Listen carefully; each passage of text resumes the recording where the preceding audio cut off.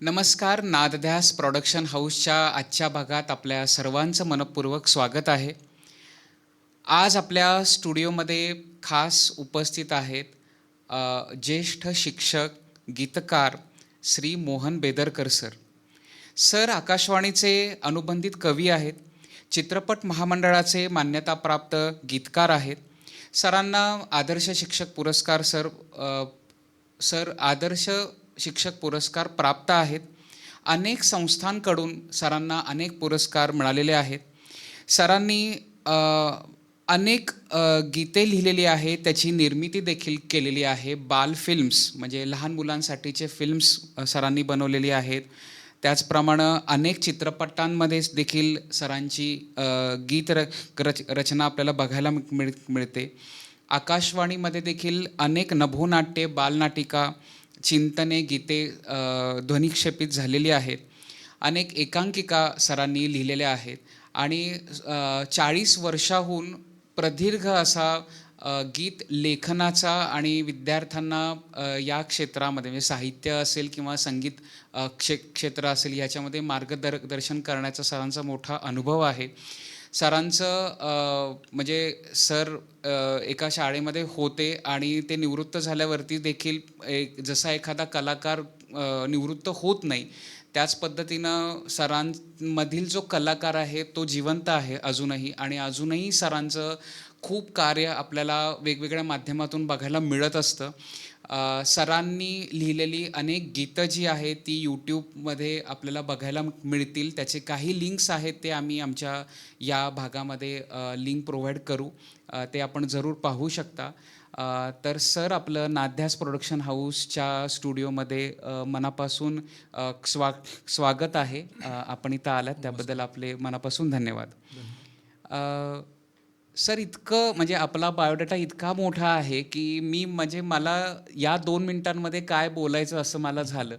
आणि एक गीतकार म्हणून म्हणजे आपली जी कारकीर्द आहे ही खूप मोठी प्रदीर्घ आहे आणि खूप अनुभव संपन्न आहे. याच्यामध्ये घरचं ते वातावरण असायला हवं का की आपल्या मधले जे गुण असतात ते वाढवण्यासाठी? घरातली अशी काही पार्श्वभूमी नाही आहे मला.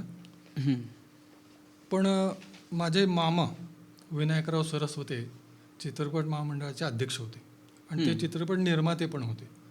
तर लहानपणी काही वेळेला मी त्यांच्याकडे जायचो. परळला भारतमाता म्हणून एक चित्रपट गृह आहे, त्याचे ते व्यवस्थापक होते. काही त्यांचा भागही होता त्यात. त्यांच्याकडे मी जेव्हा जायचो तेव्हा संध्याकाळी बरेच कवी, संगीतकार तिथे येऊन बसायचे. आता संध्याकाळी बसायचे म्हणजे ओळखून घ्या तुम्ही काय ते. आम्ही आपले लपून तिथं बघत बसायचो ह्यांच्या काय गप्पा चालल्यात. आणि ते वातावरण माझ्या लक्षात आलं. मग वाटलं की आपण काहीतरी असं करायला पाहिजे. अशी तिथं ती प्रेरणा थोडीशी झाली. आणि मग त्याच्यानंतर कॉलेजच्या काळामध्ये मग तारुण्यसुलभ ज्या कविता असतात त्या थोड्याशा करायचा प्रयत्न केला, पण त्याला काही प्रतिसाद मिळाला नाही. मासिकामध्ये वगैरे प्रकाशित करायचा प्रयत्न केला, पण तरी अल्प प्रतिसाद. मी निराश झालो. म्हटलं बाबा मासिकं किंवा साप्ताहिक वगैरे ह्याच्यात नादी लागण्यात काही अर्थ नाही, म्हणून मी तो विषय बंद केला. आणि नंतर मग काय वाटलं कोणास ठाऊक, योगायोगानं माझा आकाशवाणीशी परिचय झाला आणि ते माध्यम मला खूप आवडलं. कारण तिथं लगेचच त्याला प्रतिसाद मिळतो. कारण तिथले कलाकार म्हणा किंवा तिथले निर्मिती प्रमुख जे असतात ते गुणग्राहक आहेत. आणि त्यांनी जेव्हा मला चालना दिली किंवा संधी दिली, ती संधी मात्र मला चांगली वाटली आणि तिथून माझी थोडी थोडी प्रगती व्हायला सुरुवात झाली या क्षेत्रामध्ये. पण शाळेच्या माध्यमातून मला याचा विकास करता आला हे मात्र मी प्रामाणिकपणे कबूल करतो. कारण विद्यार्थ्यांसाठी जरी माझा विषय इतके वर्ष संस्कृत होता, तरी पण ऑफ तासाला जेव्हा मी जायचो त्यावेळेला मराठीच्या कविता मुलांना मुद्दाम शिकवायचो. कारण लहानपणीसुद्धा आम्ही कविता मोठमोठ्या स्वरामध्ये ओरडून ओरडून बेंबीच्या देठापासून अशा गायचो आणि तशा त्या मुलांकडनं म्हणून घ्यायच्या. किंवा एखादी कविता खूप आवडली तर त्याचं रसग्रहण करायचं, मुलांना खूप आवडायचं. म्हणजे जरी मी मराठीचा अधिकृत शिक्षक नव्हतो, पण त्यामुळे काव्याशी जरा जवळचा संबंध निर्माण झाला आणि मग त्यातूनच थोडीशी प्रेरणा दिली की आपण काहीतरी लिहावं. हम्म. आणि त्यातून हा प्रवास म्हणजे शाळा हे माध्यम मला यासाठी फार उपयुक्त ठरलं, पोषक ठरलं असं म्हणायला काही हरकत नाही. संस्कृत भाषेचा सर आपण उल्लेख केला, तर संस्कृत भाषेचा आपल्याला उपयोग झाला. अतिशय. हां. एकतर तुमच्या भाषेला वजन, हम्म. एक ज्याला आपण काय म्हणूयात, प्रगल्भता, हम्म. भाषेची प्रगल्भता जी आहे ते संस्कृत वाङ्मयाशिवाय येणं अशक्य आहे. बरोबर. म्हणजे आहेत खेडोपाड्यातले कवी आहेत, त्यांची बोलीभाषा वेगळी आहे, हे सगळं ठीक आहे, त्यातनं त्यांची अभिव्यक्ती पण वेगळी आहे, त्याचंही कौतुक पुष्कळ होतं. पण दर्जा ज्याला आपण म्हणतो अभिजात साहित्यामध्ये, तो संस्कृतची पार्श्वभूमी असल्याशिवाय मला नाही वाटत शक्य आपण आहे. सर्व भाषांची जननी म्हणून संस्कृतकडे अगदी बरोबर. सर्व भाषांची जननी तर आहेच. आणि वेगवेगळे शब्द, अमरकोशासारखा जो काही ग्रंथ आहे त्याच्यामध्ये समानार्थी शब्द किती आहेत. तुम्हाला काव्य लिहायचं म्हटल्यानंतर पर्यायी शब्द जोडता आले पाहिजेत, किंवा रचना करताना पर्यायी शब्दांचा खजिना तुमच्याकडे जेवढा असेल तेवढं तुमचं काव्य नादमधुर होतं. बरोबर. गीतकाराला, आपलं संगीतकाराला ते अनुकूल होतं. बरोबर. तो त्याच्या काय मीटरमध्ये किंवा ह्याच्यामध्ये बसवतो ना ते गाणं, बरोबर. त्यावेळेला त्याला एखादा शब्द खटकला तर तो आम्हाला विचारतो का ह्याला पर्यायी शब्द द्या, पण तो तिथं चपखल बसला पाहिजे, त्यातलं सौंदर्य जाता कामा नये. ह्याच्यासाठी संस्कृत भाषेचा फार मोठा फायदा होतो. बरोबर. ते माझ्या अनुभवाला मात्र खूप आलं. बरोबर. आपण सर सिनेमा असेल, नाटक असेल किंवा आकाशवाणीवरील कार्यक्रम असतील, या सगळ्यांमध्ये गीत लेखन जे असतं ते प्रत्येक ठिकाणी वेगवेगळं असतं आणि वेगवेगळ्या भावना त्याच्यामध्ये आलेल्या असतात. अगदी बरोबर. तर जसं आपण म्हणला की त्या ठिकाणी तोच शब्द चपखल आला पाहिजे, तर हे कसं होतं, म्हणजे ही प्रक्रिया कशी होती? ती मागणी काय आहे, गीत कशासाठी मागितलेलं आहे. मग प्रार्थना असेल तर विषयच मिटला. सगळं तुमच्याकडे, तुम्हाला खाण्यातले 9 रस जसे माहिती आहेत, खाण्यातले 6 रस जसे माहिती आहेत, बरोबर, तसे साहित्यातले 9 रसही माहिती पाहिजेत. बरोबर. मग तिथं तुम्हाला प्रार्थनासारखा विषय असेल तर शांत रस पाहिजे, त्यातनं मांगल्य निर्माण झालं पाहिजे, शब्दरचना तशीच आली पाहिजे. कारण ती रचना जेव्हा तयार होणार आहे त्यावेळेला तशा प्रकारचं संगीत असणार आहे पोषक. मग तशीच पोषक रचना तुम्ही करावी लागेल. तुमची युगलगीतं असतील, प्रेमगीतं असतील, विरहगीतं असतील, अर्थ बदलले तुमचे सगळे. बरोबर. त्याकडे बघण्याचा दृष्टिकोनच बदलला. बरोबर. आता शाळेच्या माध्यमातून मी समूहगीतं बरीचशी लिहिली, देशभक्तीपर गीते लिहिली, सगळं वातावरणच बदललं ना त्या गाण्याचं एकूण. बरोबर. मग तशा प्रकारची रचना तुम्हाला, मग तिथं जोश आला, वीररस आला, आहे की नाही, देशभक्ती आली तिथे. बरोबर. ह्या सगळ्या गोष्टी, किंवा आपल्या हुतात्म्यांबद्दल असलेली कृतज्ञता आली. बरोबर. ते संस्कार आले. ते डोळ्यासमोर लिहूनच तशा प्रकारचं आपल्याला गीतलेखन करावं लागतं. आणि हे मला शाळेने जास्त संधी दिली. बरोबर.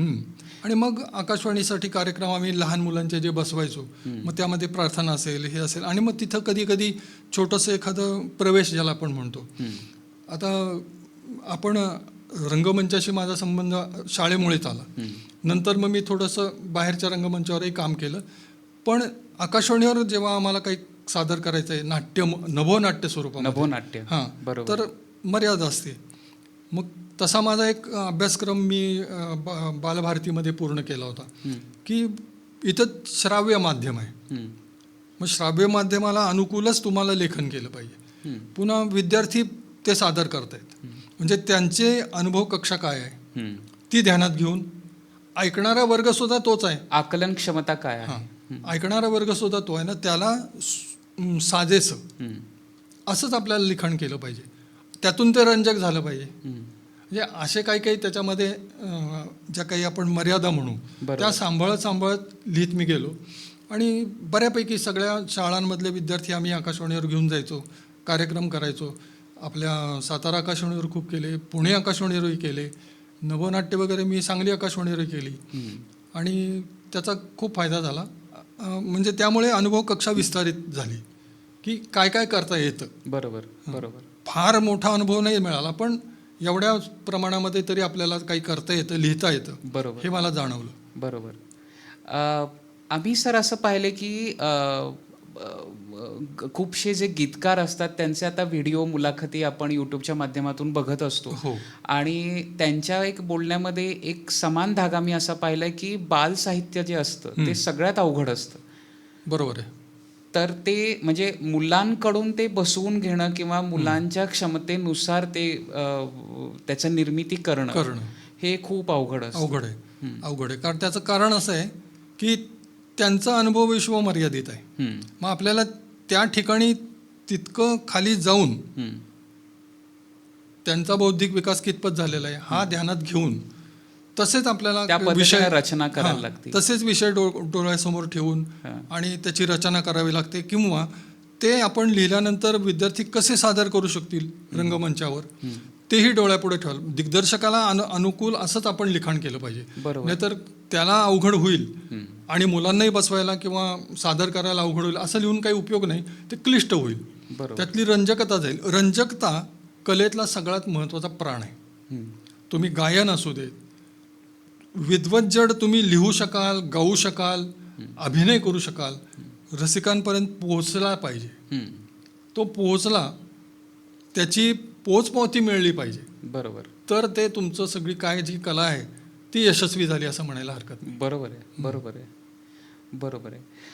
यामध्ये सर कित्येक वेळेला असं होऊ शकतं, म्हणजे जसं आपण खरं तर त्याचं उत्तर दिलं की संस्कृत भाषा ही जननी असल्यामुळं अनेक पर्यायी शब्द आपल्या मनामध्ये असतात, परंतु असं कधी होतं का की एखादा शब्द आपल्याला रुचत नाही, म्हणजे त्या ठिकाणी होत नाही, मग अशा वेळेला जे आपण रायटर्स ब्लॉक, थॉट ब्लॉक असं आपण म्हणतो, तर तसं एक गीतकार म्हणून आपल्याला होतं कधी की एखादं गीत लिहित असताना आपल्याला एक असं झालेलं आहे की आता इथून पुढं सुचत नाहीये मला किंवा काय लिहावं, कारण त्या शब्दाच्या पलीकडे आपल्याला त्या पुढची ओळ लिहिता येत नाही?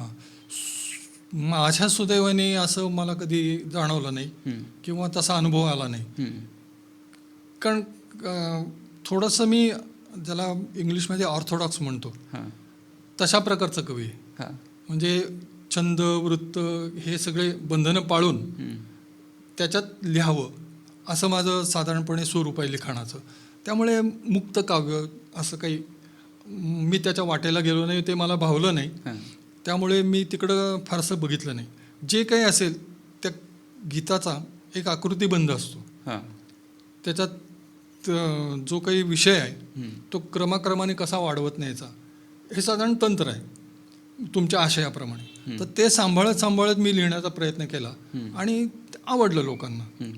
त्यामुळे चित्रपटात लिहिताना सुद्धा 2-3 चित्रपटांना किंवा VCDंना मी जे लिहिलं ते तिथं कसा मागणी तसा पुरवठा आहे.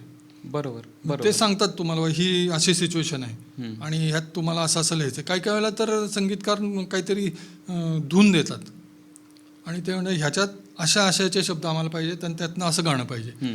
बऱ्याच मी फारच छोटा कवी आहे, पण माझे ज्यांच्याशी परिचय झाला, खेबुडकरांशी बऱ्याच वेळेला मी भेटलो होतो, तर त्यांनी मला बऱ्याच वेळेला सांगितलं असं लिही.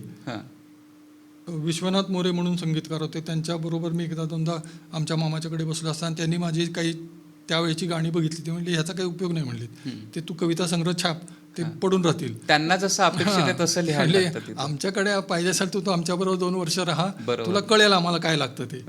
मला काही त्यावेळेला कॉलेज चालू असल्यामुळे ते जमलं नाही, पण नंतर हळूहळू ते जमत गेलं. आणि एक अशी इच्छा होती की लहानपणापासून रेडिओ माध्यम, आपलं श्राव्य माध्यम अतिशय वेळ आम्हाला ते सगळी गाणी ऐकणं, भक्तिगीतं म्हणा, नाट्यगीतं म्हणा, की हे मंगेश पाडगावकर आहेत, नंतर आपल्या शांताबाई शेळके आहेत, असे मोठे मोठे कवी जे आहेत त्यांची गाणी ऐकताना बरं वाटायचं की ह्यांनी लिहिलेलं हे गाणं. आकाशवाणीवर त्यांचं नाव ऐकताना मग असं कुठंतरी मनात वाटायचं की आपलंही नाव असं कधीतरी आलं पाहिजे आणि त्यासाठी काय करता येईल. मग तसा तो प्रवास त्या दिशेने सुरू झाला आणि थोड्याफार प्रमाणात त्याला यश मिळालं. फार काही नाही, पण थोडंसं झालं. आज सुद्धा काही माझी भक्तिगीतं पुणे केंद्रावर लागतात. वैषम्य हे आहे की सातारा केंद्रावर एकही लागत नाही. जिथे मी इतकं लिहिलं एकही लागत नाही. आणि तिथे एक अर्थात त्यांचे काही अटी आहेत. हां. त्याला स्क्रीनिंग म्हणतात. अच्छा. श्राव्य माध्यमाला किंवा आकाशवाणीवरून प्रसारित करताना काही निकष आहेत. हं. त्या निकषामध्ये ते बसलं पाहिजे. हं. तर तो स्क्रीनिंग रिपोर्ट असल्याशिवाय ते गाणं ते प्रसिद्ध करू शकत नाहीत, हं. प्रसारित करू शकत नाहीत. हं. पण ते स्क्रीनिंग रिपोर्टही मिळून दुसऱ्या केंद्रांनी रत्नागिरी केंद्रावर मी एकदा दोनदा त्यांनी माझी ते गाणी अधिक्षेपित ऐकली. केली पण आपल्याकडे झालं नाही. स्क्रीनिंग झालं की त्या सॉफ्टवेअरमधनं सगळ्या केंद्रांवर ते जातं. हां. म्हणजे ह्यांना माहीत नाही असं नाही, बरोबर. ह्यांनाही माहिती आहे ते. बरोबर. किंबहुना मी काही वेळेला स्क्रीनिंग रिपोर्ट नेऊन दिले तिथं, हां. की म्हणले हे ही माझी गाणी स्क्रीनिंग झालेली आहेत, बरोबर. तर ही तुम्ही लावायला काही हरकत नाही. बरोबर. पण आणि सर मी अजून एक असं पाहिलं की जसं गाण्यामध्ये एखादा गायक असेल त्याची गायकाची एक स्टाईल असते. बरोबर. आणि खूप जण असं म्हणतात की हा कुठल्या तरी कलाकाराची नक्कल करतो आणि गातो. म्हणजे असं अनेक आपल्याला प्रतिक्रिया बघायला अगदी मिळतात. बरोबर. तर हेच गीताच्या लेखनाबाबत सुद्धा होतं का? होतं. काही एक वर्ष आपण जेव्हा आपल्या आवडत्या गीतकारांची गाणी ऐकत असतो ना, हं. नकळत त्यांचा प्रभाव आपल्यावर पडतो. हं. त्यांचे अनेक प्रकार असू देत, हं. अगदी भोपाळी असू देत, लावणी असू देत, प्रेमगीतं असू देत, देशभक्तीपर गीत असू देत, यांचा प्रभाव नकळत आपल्यावर पडतो. आणि तसं आपण लिहायचा प्रयत्न करतो. हं. हे होतं. नक्की होतं. म्हणजे प्रत्येक गीतकाराला तसं अगदी, असतंच ते. अगदी. हां. ते तसं मोह होतोच तसा. बरोबर. कालांतराने तो स्वतःची शैली वेगळी निर्माण करू शकला, त्याचं प्रभुत्व आहे ते, बरोबर. त्याची प्रतिभा आहे. बरोबर. बरोबर. पण प्रेरणा तिथे असते हे खरं आहे. बरोबर. कुठंतरी प्रेरक व्यक्तिमत्व आपल्याला असतं मिळणारं. बरोबर. ते मान्यच करावं लागतं. बरोबर. प्रत्येक कलाकार आपल्याकडं कलेमध्ये कोणत्या ना कोणत्या तरी कलाकाराला आयडॉलाइज करत असतो हो. की ह्यासारखा मला आदर्श कलाकार बनायचा आहे. अगदी बरोबर. तर आपल्या डोळ्यासमोर कोण आदर्श गीतकार होते? गदिमा. गदिमांना म्हणजे अगदी देवते स्वरूपच मिळून, नंतर खेबोडकर, त्यानंतर बरोबर. शांताबाई, बरोबर. प्रवीण दवणे, हे आदर्श आहेत. म्हणजे त्याच्याबद्दल काही प्रश्नच नाही. नवीन पिढीमध्ये सुद्धा खूप आहेत, चांगलेच आहेत, पण त्यांची शैली वेगळी आहे प्रत्येकाची. बरोबर. पण हे आमच्या पिढीतले ज्याला आम्ही म्हणू, म्हणजे जे आपल्याला ऐकायला मिळतं त्या पद्धतीनं आपण ते बघत असतो. लहानपणी झालेले संस्कार हे जास्त टिकतात. आमच्यावर ते संस्कार जास्त झाले. बरोबर. बरोबर. म्हणजे आत्ताची पण आहेत ना गाणी, खूप लोकप्रिय आहेत, पण काही ज्याला आपण विडंबनं म्हणू अशी झालेली आहेत. तर आम्हाला नाहीत ते रुचत. बरोबर. बरोबर. किंवा काही विषयांवर गाण्याचे विषयही बदललेत आता. कशावर गाणी होतील काहीच सांगता येत माहिती नाही. म्हणजे प्राण्यांचं तर एवढे छळ होतात त्या गाण्यामध्ये. बरोबर. तर ती कोंबडी पळाली ते गाणं आहे की नाही, हो. ते तंगडी धरून लंगडी काय बरेच प्रकार आहेत त्यात. शब्द ते नादमधुर आहेत किंवा ते संगीत तसं आहे म्हणून लोकप्रिय झालं. बरोबर. ठीक आहे, पण असं थोडंच होतं. कांदे पोहे सुद्धा गाण्याचा विषय झाला. किती गाजलं ते गाणं. बरोबर आहे की नाही. म्हणजे विषय काय असावेत गाण्याला, ह्याला काहीही बंधनं नाहीत. बरोबर. मी असं उलटं म्हणेन की संगीत बाजूला काढा आणि ती संहिता वाचा गाण्याची. ती तुम्हाला जर इथे भिडली ना, ते काय गाणं. हा, म्हणजे अर्थपूर्ण गीत असायला हवं. बरोबर आहे. परंतु कित्येकदा आपण बघतो की व्यावसायिक म्हणून जर आपण त्याच्यामध्ये उतरलो असू तर आपल्याला जसं निर्माता सांगेल त्या पद्धतीने मीटर मधून तडजोड तिथं तडजोडच, त्याला काही पर्याय नाही. तुम्हाला व्यावसायिक यश पाहिजे असेल, तडजोड ही स्वीकारलीच पाहिजे. तडजोडीशिवाय प्रगती नाही. हे अगदी निर्विवाद सत्य आहे. बरोबर आहे. पण ते सुद्धा किती प्रमाणात करायला हवं असं देखील तडजोड किती करायची आपल्या व्यक्तिमत्वावर आहे, आपल्या स्वभावावर आहे. कित्येकदा मला खूप गाणं आवडतं, ते नाही ना आवडत संगीतकाराला. तो म्हणतो क्लिष्ट आहे, तुमचे शब्द. आमचे डोईफोडे सर सुद्धा मला बऱ्याच वेळेला म्हणतात का किती ते संस्कृत शब्द वापरता तुम्ही. आता करू काय मग. आता ग्रॅज्युएशन माझं संस्कृतमध्ये झालंय, इतके वर्ष संस्कृत शिकवतोय, सारख्या डोक्यात संस्कृतचे शब्द आहेत ना. सामासिक शब्द कितीतरी असतात, ते येतातच ते डोक्यात. त्याला पर्याय नाही ना. बरोबर आहे. तुम्ही खूप म्हणताय सोपं लिहा, पण नाही जमत. बरोबर आहे. आणि सोपं काय हे सुद्धा व्यक्ती सापेक्ष आहे. सापेक्ष आहे ते. बरोबर आहे. आता आपल्या पश्चिम महाराष्ट्रातली पहिली गझल गीत कार्यशाळा आम्ही घेतली. गझल नावाचं जे पांचाळे आहेत, भीमराव पांचाळे, बरोबर चांगले मित्र आहेत माझे. बरोबर. तर डोईफोडे सरांचे त्यांचे ते गुरुबंधू आहेत.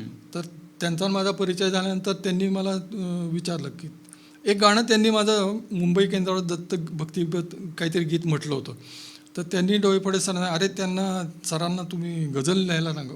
30-35 वर्षापूर्वीची गोष्ट आहे. तर मग ते एकदा आम्ही कुठल्या तरी निमित्ताने भेटलो कार्यक्रमात.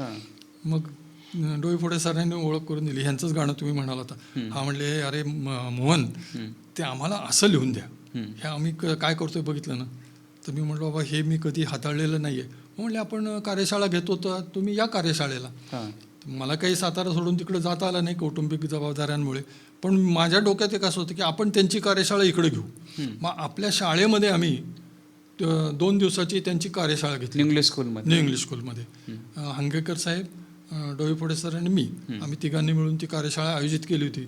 मग त्यामध्ये गझलचं तंत्र, लिखाण कसं असतं वगैरे शास्त्रशुद्ध त्यांनी शिकवलं. सगळं झाल्यानंतर जाताना ते मला म्हणाले, आता तुमच्या आग्रहासाठी मी इथं केलंय, आता मला हे तुमच्याकडनं चांगल्या गझल पाहिजेत. पण जेव्हा जेव्हा नंतर आम्ही 7-8 वेळा भेटलो, ते प्रत्येक वेळेला ते मला हेच विचारतात, किती गझल लिहिल्या. आणि मी त्यांना खाली मान घालून सांगतो, एकही नाही. असं थोडंसं होतं ना. बरोबर. आपला कल तिकडे जर नसेल. बरोबर आहे. कल, आवड आणि त्या पद्धतीचं आपल्याला लहानपणापासून ऐकायला देखील माइंडसेट, ज्याला आपण इंग्लिशमध्ये म्हणतो. बरोबर आहे. तुमची वैचारिक तसं हेच पाहिजे. बरोबर आहे. बरोबर आहे. अन्यथा कितीतरी मी गझलकार बघितलेत, नाही त्यांनी दुसऱ्या प्रकारचं काव्य हाताळलं. गझल एक गझल लिहितात. बरोबर. चांगलं लिहितात. बरोबर. फार म्हणजे शिकलेलेही नाही आहेत, म्हणजे साहित्यामध्ये फार त्यांनी डिग्र्या मिळवल्या आहेत असंही नाही, पण लिहितात चांगली गझल. म्हणजे अभिव्यक्तीला ती मर्यादा नसते. बरोबर आहे. बरोबर आहे. आणि सर ह्याच्यामध्ये कित्येक वेळेला असंही होऊ शकतं की एका वेगळ्या भाषेतील गीत आहे आणि त्याचा आपल्याला अनुवाद करायला आलाय किंवा भाषांतर करायला आलंय. हो, झालं ना तसं. हां. बरं, ते भक्तिवेद म्हणून एक चॅनल आहे, त्याच्यात माझी गाणी काही व्हिडिओ आहेत. तर ते मला बऱ्याच वेळेला असंच हिंदी गाणी करून पाठवतात. बरं. ते वालेकर म्हणून आहेत आणि त्यांना ते सादर करायचं असतं. मग ते मराठीतनं हिंदीत येतात, हिंदीतलं मराठी करा तरी म्हणतात, किंवा काही वेळेला मराठी देतात आणि त्याचं हिंदी करून द्या म्हणतात. काय आहे, प्रत्येक भाषेचा हिंदीत त्याला लहेजा म्हणतात. लहेजा तो वेगळा असतो, बाज वेगळा असतो. बरोबर. वजन वेगळं असतं. बरोबर. तसं ते जमत नाही तितकं सहजासहजी. एक तर दोन्ही भाषांवर तुमचं तेवढं प्रभुत्व पाहिजे. आणि नुसतं प्रभुत्व असूनही भागत नाही, ती कला पाहिजे. तशा प्रकारे त्या भावना व्यक्त करणारे शब्द तुम्हाला व्यवस्थित त्याची रचना करणं अवघड आहे ना. तसं अवघड. हिंदीतल्या रचना अवघड आहेत, मराठीतल्या रचना. तुम्ही असं भाषांतर करण्यासाठी ते कृत्रिम होतं. बरोबर. आणि कृत्रिम झालं की ते टिकाऊ नसतं. कृत्रिम गोष्ट कोणतीही टिकावी नसते. ते सहज साध्य दिसलं पाहिजे. सहजता ही फार महत्वाची. बरोबर. बरोबर. बरोबर. आणि सर, कवितेमध्ये असं कधी होऊ शकतं का की दुसऱ्याच भाषेतील एक शब्द मी घेतलेला आहे गीतामध्ये, आणि म्हणजे थोडक्यात आपण त्याला रिमिक्स किंवा मिक्स केलेलं गीत असं म्हणू शकतो, तर हे चालू शकतं? म्हणजे आता चालवलं जातंय ना. चालवलं जातं. चालू शकतंय का म्हणण्यापेक्षा चालवलं जात आहे. मराठी भाषेमध्ये अन्य भाषातले अनेक शब्द, इंग्रजीतले, हिंदीतले, कारण आजकाल आपण बघतोय की इंग्रजी भाषेतील शब्द आहेत ते मराठी गीतांमध्ये आणि चित्रपटातील गाण्यांमध्ये खूप असतात. काय त्यांना आता ते मनोरंजनासाठी ते वापरायचे आहेत, तर त्यातनं शेवटी कसं आहे, त्यातलं आउटपुट ज्याला आपण म्हणतो ते बघतातच ना. ते नाही, त्यांचं म्हणणं असं असतं की आम्हाला हुक लाईन पाहिजे. अगदी बरोबर. आणि हुकलाईनसाठी मग तुम्हाला एखादी हुकलाईन दिलेली असते की बाबा हा शब्द आहे किंवा हे वाक्य हे लोकांना आवडतं आणि त्या वाक्याला अनुसरून तुम्ही गीत लिहावं. थोडक्यात म्हणजे ते कॅची पाहिजे, त्यांना कॅची पाहिजे. ते असलं की मग पुढं तुम्ही पुढच्या कडव्यांमध्ये काही लिहा. शेवटी तुम्ही समेला येत आहे किंवा ध्रुपदाला आलात ना, त्या ह्याच्यावर की झालं, भागलं ते गाणं उठावदार झालं, असा त्यात आपला त्यांचा कयास असतो आणि समज आहे. म्हणजे संगीताच्या लयीकडे आजकाल जास्त लक्ष जास्त, सुरू आहे, जास्त. शब्दांकडे नाही. लय आणि संगीताचा प्रमाणापेक्षा जास्त मारा त्या गीतावर हा जो होतोय ना तो आकर्षक वाटतो लोकांना. बरोबर काळाचा महिमा आहे. बरोबर बरोबर सौम्य साधं संगीत आवडत नाही. बरोबर. आजकालची जी पुढची पिढी आहे ती इंटरनेटच्या माध्यमातून मोबाईलनं अनेक गाणी ऐकत असती आणि आपल्यापैकी खूप जणांची जी प्लेलिस्ट असते ती दर आठवड्याला बदलती. हो. पण इतकं असूनही आपल्याला एकही गाणं आठवत नाही. म्हणजे हे असं का होतंय? म्हणजे आपल्याला जुनी गाणी आठवतात. याचं काय कारण असावं? कारण म्हणजे त्यातलं सामर्थ्य, शब्दांचं सामर्थ्य जे आहे ना, आणखीन एक चांगला शब्द त्याला आहे म्हणजे सौष्ठव. सौष्ठव. हां, बरोबर. ते जेवढं चांगलं असेल तुमचं ते बरोबर. तुमच्या मनात एकदा घर करून बसलं की बसलं, ते गाणं तुम्ही कधीही विसरत नाही. बरोबर. ते महत्त्वाचं कारण आहे. बरोबर आहे. बरोबर आहे. आणि सर याच्यामध्ये म्हणजे आता समजा एखाद्याला गीत लेखनाची आवड असेल किंवा तो गीत लिहित असेल, त्याच्या परीनं त्याच्या क्षमतेनुसार लिहित असेल, परंतु त्याला मार्गदर्शन करण्यासाठी आजकाल कुठं व्यासपीठ उपलब्ध दिसत नाहीये किंवा त्या पद्धतीचा अभ्यासक्रमही नाहीये. अभ्यासक्रम असू शकत नाही. असू शकत नाही. हां, बरोबर. म्हणजे केला तर तो फार कृत्रिम होईल. बरोबर. कला आहे ती शेवटी. कला आहे. उलट पक्षी स्पर्धा घ्याव्यात. ओके. जिल्हास्तरीय, राज्यस्तरीय विषय देऊन की विषय किती असतात. पावसाळा आला की पावसाळ्यावर तुम्ही घ्या, काही सण आले की सणावर घ्या, काही तुम्ही घ्या ना. बरोबर. त्याच्यावर तुम्ही त्यांना प्रवृत्त करा लिहायला आणि मग त्याची चिकित्सा करा. जे त्यातले नामवंत कवी आहेत त्या त्या क्षेत्रातले त्यांना बोलवून त्या प्रशिक्षणार्थींना किंवा त्या स्पर्धकांना तुम्ही मार्गदर्शन करा. त्याच्यात कोणाला तरी पहिला नंबर मिळेल, दुसरा हा विषय वेगळा, पण तिथं आल्यानंतर त्यांना इतरांनी काय लिहिलं हे कळेल. आपण कुठे थोडेफार कमी पडतो आहोत का, किंवा आपल्याही भले स्पर्धा बक्षीस न मिळू देत, पण आपल्याही काही चांगल्या कल्पना ह्या लोकांपर्यंत पोहोचल्या का, हे जेव्हा स्टेजवरून किंवा त्या व्यासपीठावरून सांगितलं जाईल ती प्रेरणा असेल. ते एक प्रकारचं मार्गदर्शनच आहे. चुकतच शिकणार ना. बरोबर आहे. तर अशाच प्रकारची संधी जर उपलब्ध करून दिली नवीन साहित्यिकांना तर फार छान. मी सुद्धा स्वतःला नवसाहित्यिकच समजतो. अजून परिपूर्ण या क्षेत्रात कोणी होतच नाही. बरोबर आहे. बरोबर आहे. कारण कला ही निरंतर असते. निरंतर. बरोबर आहे. जातानाही तुम्हाला वाटत असतं अरे अजून हे असं लिहिता आलं असतं तर बरं झालं असतं. बरोबर आहे. बरोबर आहे. हे महत्वाचं आहे. आपली सर अनेक जी गीतं आहेत ती खूप प्रसिद्ध आहेत. अनेक शालेय विद्यार्थ्यांना, खूप जणांना ती माहिती आहेत, लोकप्रिय झालेली आहेत. आकाशवाणीवरती असेल किंवा टी व्हीवरती असतील किंवा यूट्यूबच्या माध्यमातून सगळ्यांना ती माहिती आहे. किंवा आपलं एखादं गाणं फेसबुकला वगैरे आलं तर आवर्जून स्क्रोल करताना सुद्धा माणूस ते वाचतो, कारण त्याच्या त्या कवितेमध्ये अर्थ असतो. तर हे जे प्रमाण आहे हे थोडंसं कमी जाणवतंय की म्हणजे सोशल मीडिया आलेला आहे, अनेकांना स्वतःची तिथं कला प्रदर्शित करण्याची संधी आहे, परंतु जे आपण म्हणतो की सकस कला जी आहे ती बघायला मिळत नाहीये. तर काय केलं पाहिजे यासाठी? अभ्यासच महत्वाचा. अभ्यासच महत्वाचा आहे. अभ्यास त्याच्यात एकतर ध्यास पाहिजे आणि अभ्यास पाहिजे की हे मला आलं पाहिजे, हे मला लिहिता आलं पाहिजे, आणि त्याच्यासाठी अभ्यास पाहिजे. कितीतरी वेळेला एखादी कविता आठवडा पूर्णच होत नाही आणि कितीतरी वेळेला 8 मिनिटातही पूर्ण होते. असंही कितीतरी वेळा होतं. म्हणजे ती कशी होते काही सांगता येत नाही.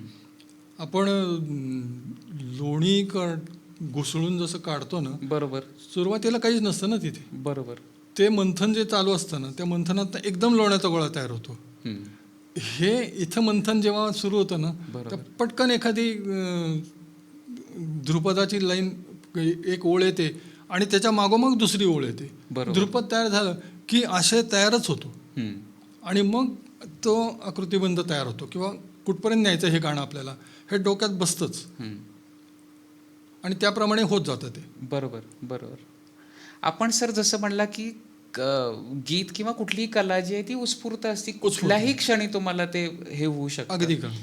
आणि कित्येकदा तो विचार आपल्या मनामध्ये आलेला असतो, पण ते कागदावर उतरवेपर्यंत ती हो. प्रक्रिया राहिली पाहिजे, अगदी खरं. निरंतर राहिली पाहिजे. कारण राहिली कित्येकदा असं होतं की आपल्या मनात ते बरोबर वाक्य आलेलं आहे, पण लिहिताना मात्र मी ते वाक्य विसरलो. हो हो म्हणजे त्याच्या ऐवजी एक पर्यायी वेगळंच वाक्य मी कागदावरती लिहितो. बरोबर.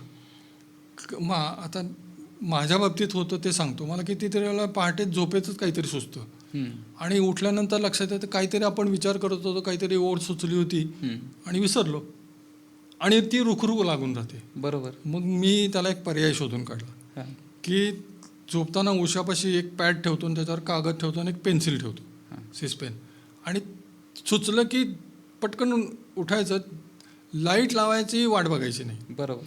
तिथं कागदावर जसं आहे जसं तसं ते जमेल तसं त्या लिहायचं. ओळी लिहायच्या आणि तोपर्यंत पुन्हा झोप लागते बरोबर आहे. आणि मग उठल्यानंतर ते वाचायचं हे काय होतं. बरोबर. मग ती कुठंतरी मागे जाऊन लिंक लागते की हां, हे काहीतरी आपल्या डोक्यात होतं त्यावेळेला. बरोबर. आणि त्यानंतर होतं कसं, एकदा सकाळी उठल्यानंतर आपले नित्यक्रम सुरू होतात हम्म, आणि अंघोळीच्या वेळेला ते एकदम जाणवतं, अरे च्छा, हे असं काहीतरी आपण आज सकाळी विचार करत होतो आणि त्यातल्या पुढच्या ओळी काहीतरी तयार होतात बरोबर. आणि त्यातनं बाहेर आले की एखादं कडवतं. असं अनेकदा मला झालेलं आहे. बरोबर आहे. ह्या गेल्या विशेषतः कोरोनानंतरच्या काळामधली आहे. हम्म, हे मी जी काही 50 एक गाणी तयार केली असतील, हम्म. झाली माझ्याकडनं. केली म्हणण्यापेक्षा करून घेणारा वेगळा असतो, बरोबर. आपण निमित्त असतो, आपल्या बरोबर. माध्यमातून ते होतं. पण एक छान वाटतं की काही नव्हतं आणि हे तयार झालं. हम्म, ही जी काही नवनिर्मिती आहे ना, ती मनाला अतिशय सुखद असते. बरोबर आहे. बरोबर आहे. की मला गेल्या ते आठवड्यापर्यंत चर्चिलचं हे गाणं- वाक्य आठवलं मला, की चर्चिलचं एक वाक्य होतं की न्हाणीघरामध्ये आणि स्वच्छतागृहामध्ये त्यानं डायरी ठेवली हो हो होती हो. की कधी सुचेल मला माहिती होय नाही. होय होय. इतकं ते असतं हो. ते. व्ही बरोबर. शांतारामच्या बाबतीत आणखीन वेगळं होतं. हम्म, ते टॉयलेटमध्ये गेल्यानंतर लिहायचे, लिहायचंय. असं ते मी बरोबर. ऐकलेलं आहे. बरोबर आहे. म्हणजे बरोबर आहे. कोणाला कुठल्या ठिकाणी काय प्रेरणा मिळेल, नाही सांगता येत स्थान नाही. बातमी हे वेगळंच आहे. बरोबर आहे. बरोबर आहे. कधी आपल्या मनातील ते पैलू उघडतील हां. ते आपल्याला फक्त माहिती नसतं. हे समाधान वाटतं की 4 दिवसापूर्वी तर हे नव्हतं गाणं आपलं हम्म, आणि हे आता साकार झालं बरोबर. आणि कोणाला तरी वाचून दाखवलं तर त्याला ते आवडतं. बरोबर. ही विलक्षण समाधानाची गोष्ट आहे, भले त्याला नंतर काही प्रसिद्धी मिळो न मिळो. बरोबर. आपल्याला सर आपला बायोडाटा वाचत असताना असं बऱ्याच वेळेला म्हणजे अनेक माध्यमांमध्ये आपण काम केलेलं असल्यामुळं अनेकदा प्रेशर असतं की हो, हो. बाबा मला उद्याच्या उद्या गीत लिहून दिलं हो पाहिजे. हो हो. हे कसं प्रेशर मेंटेन करायचं? काय ताण येतो बुवा. हां, अशा वेळेला ना, काही काही वेळेला मला दोघा तिघांनी असं सांगितलं होतं की हे आम्हाला 2 दिवसात गाणं पाहिजे हां. आणि ते आम्हाला अमुक ठिकाणी सादर कारण करायचं हे आहे. खूपच अवघड अवघड प्रक्रिया आहे. अवघड अवघड. हम्म, काही जण तर आता हंगेकर साहेबांचंच मी सांगतो, त्यांनी मला गीतांच्या ओळी पाठवून दिल्या होत्या, म्हणजे धून धून म्हणतात त्याला, मायनस ट्रॅक, हां, ते पाठवून दिले होते. ह्याच्यावरती मला गाणं करून द्या, हां. विषय असाच आहे. मग स्त्रीमुक्ती, नारीमुक्ती म्हणा किंवा स्त्रियांचं काय म्हणतो आपण त्याला, सक्षमीकरण, हम्म, व्यसनमुक्ती, हम्म, आणि त्यांना ते एक प्रोजेक्ट करायचा होता हम्म. गाण्यांचा. मग त्यावेळेला तसा खूप त्रास होतो, म्हणजे चिडचिड होते, मग बरोबर आहे. लवकर होत नाही बरोबर आणि लिहिलेलं आपल्यालाच पटत नाही. मग त्यांच्याकडे नेऊन दाखवायचं, मग त्यांनी म्हणायचं नाही नाही हा शब्द बरोबर नाही, दुसरा द्या. आणि मग ते एक पराभूत झाल्याची भावना निर्माण होते आणि त्यातनं मग कधीतरी ते होऊन जातं, नाही असं होऊन नाही. जातं. काही फसतातही प्रयत्न, बरोबर. पण काही काही त्यांना समाधान वाटलं, आपण लटकं समाधान करून घ्यायचं, आवडलं ना त्यांना, झालं, काम भागलं, असंही होतं. म्हणजे मनापासून समाधान जे आहे ना, हां, ते होईलच असं नाही.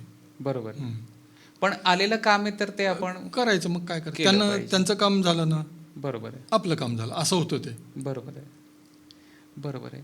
आणि असं सर अनुभव आलेत का की जे आपण गाणं लिहिलेलं आहे त्याला योग्य न्याय मिळाला नाही, म्हणजे त्याला व्यवस्थित संगीत दिलं गेलं नाही किंवा बऱ्याच वेळेला. त्या पद्धतीनं? बऱ्याच वेळेला काय होतं, मी ज्यांच्याकडे पाठवतो ना, ते मला करून पाठवतात, धून करून पाठवतात.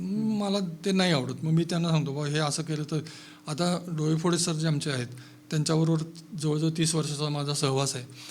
ते शास्त्रीय संगीतातले जाणकार आहेत. मग माझं गाणं त्यांच्याकडे दिलं की मी कित्येकदा आग्रह धरायचो की बुवा हे या तालात बसवा, ह्या रागात बसवा. हम्म, असं म्हटल्यानंतर त्यांनाही राग येतो. म्हणजे तुम्ही कोण मला सुचवणार? नाही म्हणलं मला असं वाटतं असं करा. मग त्यांना मर्यादा पडतात की ह्याच्यातच बसवा म्हणल्यानंतर आलं ना ते परत बरोबर बरोबर वादी संवादी बघत काय त्यांना ते प्रत्येक रागाचे आरोह अवरोह काय तर ते वर्जस्वर बरोबर ते सगळं त्यांना ते आलं गणित. पण काही काही वेळेला त्यांनी खूप छान काम केलं आणि काही वेळेला मग असं फसलं.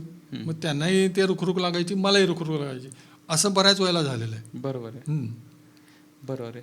परंतु कलाकार म्हणून आपल्याला अनेक बाकीच्या क्षेत्रांचा देखील अनुभव असायला हवा. म्हणजे हो. जसं गीतकार म्हणून आपल्याला जसं संगीताची जाण आहे हो, किंवा साहित्य आपल्याला माहीत आहे माहीत पाहिजे. किंवा चित्रकला असेल ते सुद्धा म्हणजे अनेक कलांचं आपल्याला थोडंसं ज्ञान असं आपण म्हणू शकतो ते माहिती पाहिजे. बरोबर आहे. हम्म. पण आमच्या बाबतीत संगीत कला ही जास्त जवळची आहे. त्याची तुम्हाला माहिती पाहिजेच बरोबर की ताल कसले आहेत, कोणकोणते ताल आहेत, कोणकोणते राग आहेत, त्याची सुरावट कशी आहे, त्या रागांची पकड कशी आहे, ते स्वरावली कशी आहे, ते साधारण माहिती असलं म्हणजे आपल्याला साधारण ते रचना करताना सोपं जातं. बरोबर म्हणजे रचना स्वैर होत नाही, हम्म. कुठंतरी त्याला एक बद्धता येते व्यवस्थित. बरोबर हां, असं केलं तर आमच्यासारख्यांना बरं वाटतं. बरोबर बरोबर यावरून सर मला असं वाटलं की कवितांचं जे रसग्रहण होतं आपण जसं म्हणालात की पूर्वी शाळेतील विद्यार्थ्यांना आपण ऑफ तास असायचा आणि त्यावेळेला तुम्ही त्यांना शिकवायचा आणि त्याच्यातून तर खरी ती कविता त्यांच्या मनामध्ये रुजायची. अगदी खरंय, हां अगदी खरंय. मला तर हे ते कार्यक्रम व्हायला पाहिजे. पाहिजे. कवितांचं रसग्रहण, दर्जेदार कवितांचं रसग्रहण मुलांच्या पुढे झालंच पाहिजे सादर. आणि त्याच्यातनं होतं काय, त्यांनाही तशी प्रवृत्ती निर्माण होते की आपण एखादी कविता वाचली की सरांनी आपल्याला कसं सांगितलं होतं हे समजून तशी दृष्टी तयार होते ना. बरोबर आहे. तशी वैचारिक पार्श्वभूमी तयार होते, तसं तिकडं बघण्याचा दृष्टिकोन तयार. आणि हेच तर करायचं आहे ना. बरोबर साहित्याचा शेवटी हेतू काय, तुम्हाला आंतरिक समाधान मिळवून देतं ते साहित्य. बरोबर आहे चांगलं. बरोबर आहे. ते तसे प्रयत्न व्हायलाच पाहिजेत. चांगल्या कवितांचं रसग्रहण एखादे तुम्ही आठवड्याला भेटून एकमेकांना 4 जण बसलात तर करा ना चर्चा. बरोबर आहे. विचारांची देवाणघेवाण आणि रसग्रहण व्हायलाच पाहिजे. बरोबर आहे. कारण त्यांना भाषा त्याची विकास होतो, मोठी होती भाषा. माध्यम किती मोठं आहे ते. बरोबर आहे. वैचारिक प्रगल्भता आणण्याचं. बरोबर आहे बरोबर आहे. अगदी शेवटचे प्रश्न काही सर की आता आजकाल एक असं झालं की गीत कसं लिहायचं हे नाही मला माहिती. म्हणजे त्यातलं जे तंत्र आहे ते मला माहिती नाहीये.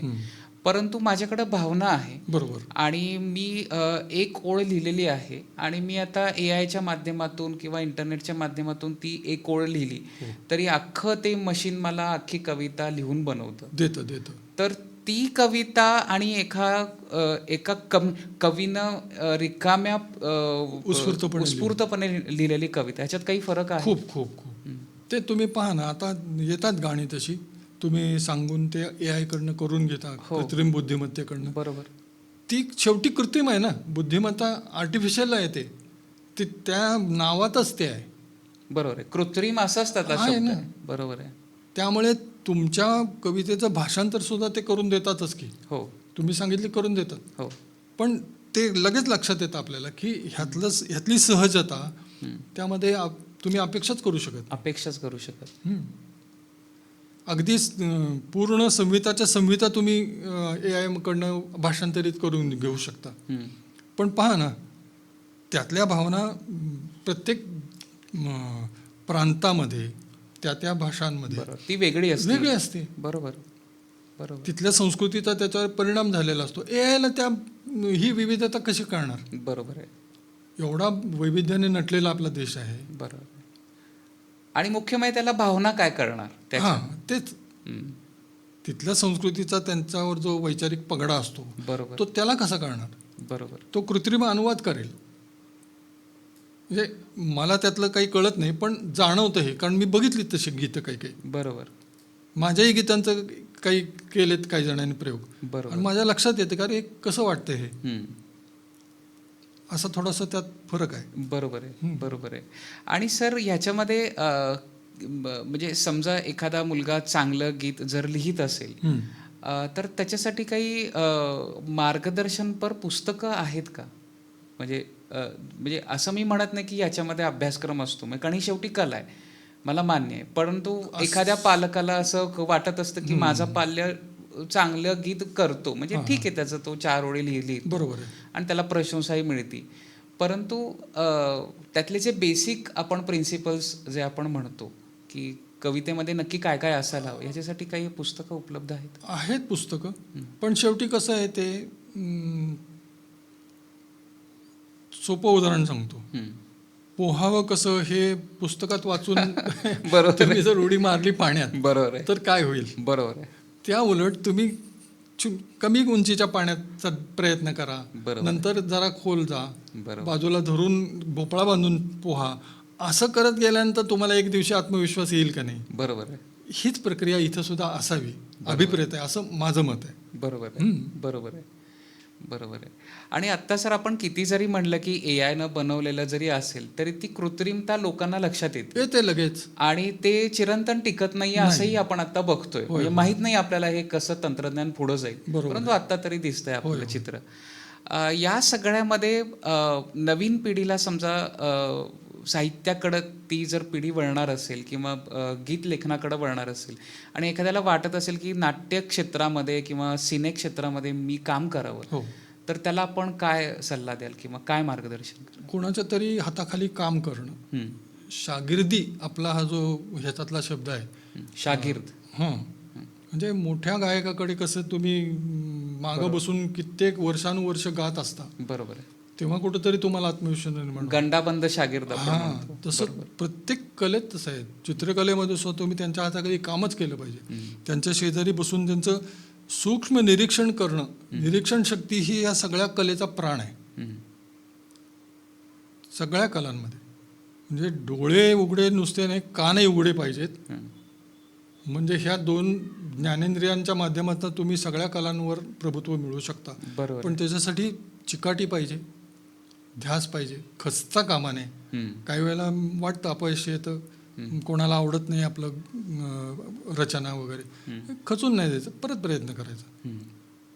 देर है लेकिन अंधेर नाही, असं आहे. बरोबर आहे, बरोबर आहे, होतं ते होतं. बरोबर आहे. आणि घ्यावं मार्गदर्शन. ह्याच्यामध्ये थोडंसं संकोच सोडून वागलं पाहिजे. संकोच सोडून वागलं पाहिजे. बरोबर आहे, बरोबर आहे. कित्येकदा सर असं पण होतं की आपली आवड काय आहे किंवा आपली कक्षा काय म्हणजे खोली काय आहे ती आपल्याला कित्येकदा कळत नाही आणि आपण अगदी अजाणतेपणे आपण एक कविता बनवतो आणि कित्येकदा त्याला प्रसिद्धी पण मिळते आणि मग असं आपल्याला जाणवतं की केवळ मला प्रसिद्धी मिळू शकते किंवा पैसे मिळू शकतात म्हणून मी हे निवडतो की हा मी गीताचा प्रकार मी लिहू शकतो. तर ह्याच्यासाठी म्हणजे कसं सांभाळावं स्वतःला? नाही, हे व्यक्तिसापेक्ष आहे. म्हणजे तुमचा माइंडसेट कसा आहे, तुम्ही कशाला प्राधान्य देताय हे याच्यावर ठरेल. तुम्हाला सकस वाङ्मय तयार करायचं आहे का प्रसिद्धीच्या मागे जाऊन अर्थार्जन करायचंय, हे व्यक्तिसापेक्ष आहे ना. त्याला आपण सूचना देऊन काहीच होणार नाही किंवा मार्गदर्शन करूनही काही होणार नाही. ती व्यक्ती त्या मार्गानेच जाणार, त्यानुसारच आहे, त्यानुसारच जाईल. म्हणजे थोडक्यात अनुभवच त्याला त्याचा अगदी ते टक्के टोणपे खातच पुढे गेलं पाहिजे. बरोबर. सगळ्याच क्षेत्रामध्ये, रंगभूमीवर सुद्धा तेच आहे. बरोबर आहे. वर्षानुवर्ष बाजूला बसून तिथे सगळं पाहावं लागतं, निरीक्षण करावं लागतं. मग त्यात कुठंतरी आपल्याला कळतं की बुवा मी पार्श्वसंगीत देऊ शकतो, नेपथ्य करू शकतो, रंगभूषा करू शकतो का, लाईट्स आपण ऑपरेट करू शकतो. ही अंग सांभाळली पाहिजे. हे कोणी सांभाळायची? प्रत्येकाला जर मुख्य भूमिका पाहिजे असेल, नाटक होणार नाही. बरोबर. ह्या तांत्रिक बाजू सांभाळायच्या कोणी? बरोबर आहे, बरोबर आहे, बरोबर. तसंच इथं सुद्धा आहे ना. निरीक्षण तुमचं चांगलं पाहिजे, त्याला पर्यायच नाही. बरोबर आहे. आकलन हे होतं नंतर, पण आधी निरीक्षण पाहिजे. बरोबर आहे. शेवटचा प्रश्न सर, की इतकी वर्ष आपण या क्षेत्रामध्ये कार्य आपण केलेलं आहे आणि बरेच आपल्याला चांगले वाईट अनुभव दोन्ही आपल्याला याच्यामध्ये मिळालेले आहेत आणि ह्याच्यामध्ये असं एक कुठंतरी आपल्या एक आयुष्याच्या टप्प्यावरती वाटत असतं की मला हे क्षेत्रामध्ये काम करायचं होतं या प्रकारामध्ये, पण मला तशी संधी मिळाली नाही. अशी एखादी काही खंत आहे आपली? आहे ना, आपल्या आता आपण मनापासून लिहितो, हे करतो, पण पुरेशी प्रसिद्धी मिळत नाही. त्यामुळे कित्येकदा मन उदासीन वाटतं. त्याला काही पर्याय नाही. पण आपल्या सर अनेक कविता गीतं आम्ही पाहत आहोत. अनेक माध्यमांमध्ये आपलं गीत आलं की आम्ही आवर्जून वाचतो आणि ती गाणी ऐकत असतो. बरोबर. आणि मला खूप म्हणजे छान वाटलं की म्हणजे तुम्ही आपल्या मनातील जे तारुण्य आहे ते तुम्ही अबाधित ठेवलेलं आहे. हो. की असं मला कुठेही वाटत नाही की आपण निवृत्त आहात किंवा नाही, नाही. आपलं एक ठराविक आपलं वर्ष आपण ओलांडलेली आहेत. नाही. आणि आपण अगदी शाळेकरी मुलासारखं Yes, yes. अजूनही आपण कवितेकडे बघता हो. आणि तीच कविता आणि निरागसता आपण तुम्ही नुसती कवितेमध्ये कविताच नाही तर लेखन सुद्धा काही काही प्रसंगी समर्थांनी काय म्हणलंय, दिसा माझी काहीतरी ते लिहावे, वाचित जावे वाचित जावे. बरोबर प्रसंगी. त्याप्रमाणे करत राहायचं, बरोबर त्यातनंच मार्ग दिसतो. बरोबर बरोबर. एखाद्या काही कवितांच्या ओळी आपल्याला आपण त्या कवितांच्या ओळीने आपण सांगता करू शकतो. कोणतंही गीत आपल्याला की एक दोन ओळी.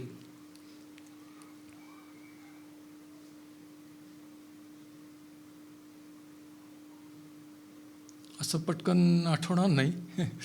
पण माझी आवडती प्रार्थना शाळेची जी आहे माझ्या न्यू इंग्लिश स्कूलमध्ये लिहिलेली, बरोबर.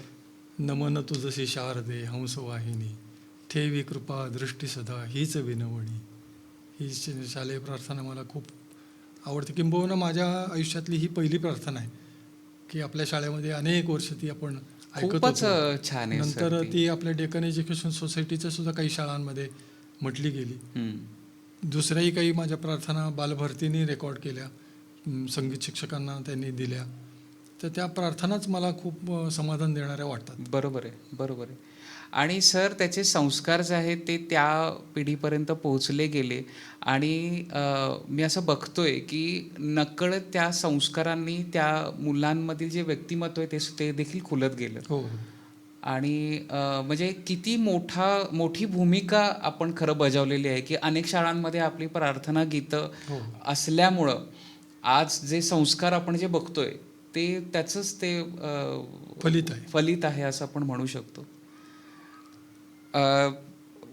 सर वेळात वेळ आपण दिलात आणि आमच्याशी बोललात. आम्हाला इतकं छान अनेक विषयांवरती आपण मार्गदर्शन केलं आणि अतिशय मनमोकळेपणानं आपण बोललात. त्याबद्दल आपले मनापासून धन्यवाद आणि आभार. असाच आम्हाला पुन्हा वेळ द्यावा आणि आपण पुन्हा एक छान पद्धतीनं आपण गप्पा मारू आणि रसिकांचे काही प्रश्न असतील काय असतील ते आपण पुढच्या भागामध्ये सुद्धा आपण कव्हर करू शकतो. जरूर जरूर. तर रसिक हो, आजचा एपिसोड आपल्याला कसा वाटला हे आम्हाला प्रतिक्रिया द्या. नाध्यास प्रोडक्शन हाऊसला लाईक करा, शेअर करा. तुमच्या प्रतिक्रियांची वाट आम्ही बघत आहोत. धन्यवाद.